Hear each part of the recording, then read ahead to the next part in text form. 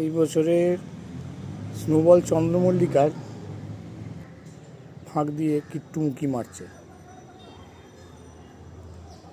এখন গরম পড়ে গেছে, ফুলগুলো যা ফোটার ফুটে গেছে।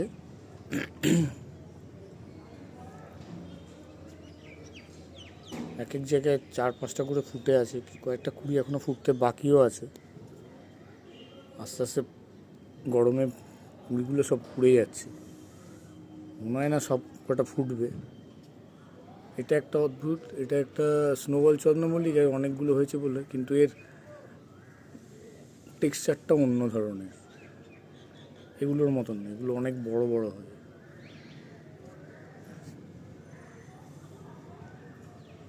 মনে হচ্ছে এটাই শেষবারের মতন ভিডিও করলাম। এই গাছটা সুন্দর ফুল দিয়েছে, এটাও দিয়েছিল, এখন আস্তে আস্তে নষ্ট হয়ে যাচ্ছে ফুলগুলো।